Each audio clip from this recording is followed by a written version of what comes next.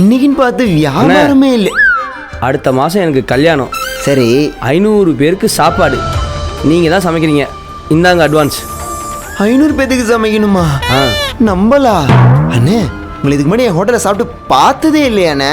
ஏன் உங்களையே பார்த்ததே இல்லையாண்ணே? என்ன நம்பி எப்படிண்ணே 500 பேத்துக்கு சமைக்க அட்வான்ஸ் கொடுக்குறீங்க? நான் இந்த கடையில் சாப்பிட்டதில்லை. ஆனால் நான் கட்டிக்க போகிற பொண்ணு இந்த கடையோட ரெகுலர் கஸ்டமராமே. அவங்க எனக்கு ஆர்டர் கொடுத்துட்டாங்க, நான் அட்வான்ஸ் கொடுத்துட்டேன். என் கடையில் ரெகுலராக ஒரு பொண்ணு சாப்பிட்றாங்களா? யாரு?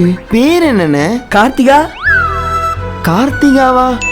ஓ, அந்த கார் சட்டி அதிகமாக வாங்கி சாப்பிடுவாங்களே அந்த கார்த்திகாவா? ஐயோ, ரொம்ப தங்கமான பொண்ணுன்னு.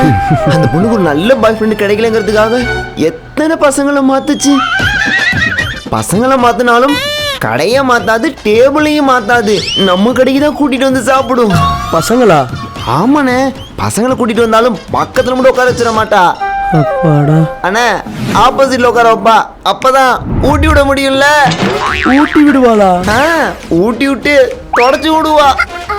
அந்த மாதிரி பொண்ணு கிடைக்கலாம் கொடுத்து வச்சிருக்கணும்னே. நம்ம அம்மா கடுத்து நம்மளை இவ்வளவு அன்பா பாத்துக்கிறதுக்குலாம் பொண்ணு கிடைக்கிறது கஷ்டம்ண்ணே. நான் கூட இவ்வளவு வெகுளியா இருக்கேன். இந்த பொண்ணு இந்த மாதிரி பொண்ணுக்கெல்லாம் இழிச்சவன் தான் கிடைப்பான்னு நினைச்சேன். ஆனா இப்படி ஒரு இனிமையானவன் கிடைப்பான்னு நான் எதிர்பார்க்கவே இல்லைண்ணே. சேச்சா சொல்லுங்கண்ணே, கல்யாண சாப்பாடுல எத்தனை கூட்டு வேணும்? கூட்டுறா நோட்டை. நடக்காத கல்யாணத்துக்கு கூட்டம். அண்ணே, அப்ப ஆர்டர் வேணாமா? அவளே வேணாங்கிறேன், இதுல ஆர்டர் வேணாமாவா? நல்ல வேலை இப்ப தெரிஞ்சிச்சு. கல்யாணத்துக்கு அப்புறம் தெரிஞ்சுதா என்ன ஆயிருக்கும்? டிவோர்ஸ் ஆயிருக்கும். எது?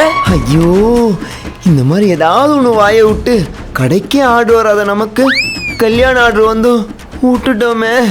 இதுக்கப்புறமேட்டு எவன் எப்படி போனா என்ன, நமக்கு வியாபாரம் முக்கியம். அதனால வாயை மூடிட்டு வியாபாரம் பண்ண.